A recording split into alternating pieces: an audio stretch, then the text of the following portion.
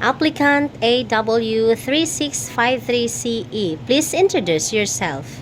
To all employers in Hong Kong, my name is Susan Haini. I'm 37 years old, married, 3 children. Their age is 15, 11, and 2 years old. I have work experience in domestic helper in Kuwait for 2 years.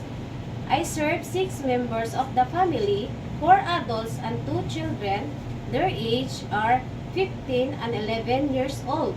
I have work experience here in Philippines as a private caregiver since 2019 up to now, almost 6 years.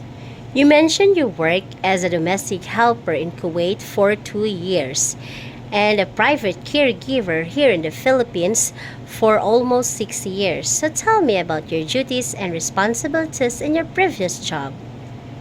To take care of the children, do ironing, laundry, cooking, and taking care of 78 years old female able and 38 years old not able car accident with spine fracture.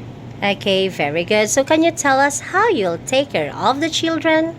To give their nutritious food and to prepare their uniform and assist their assignment. Okay, very good. So how about in taking care of an elderly person? To assist her in physical therapy, to give medicines and vitamins and strolling outside. Okay, very good. So what are some of your skills? My skills are cooking and baking. Okay, so do you have any experience in Chinese cooking? No, ma'am, but I am willing to learn to cook a Chinese food. Okay, very good. So what are the traits necessary to be a good domestic helper? Honest, hardworking, respectful. Okay, nice to hear. So anything else you want to tell for your future employer?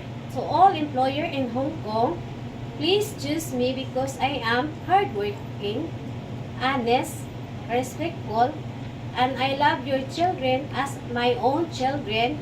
And thank you. God bless. See you soon.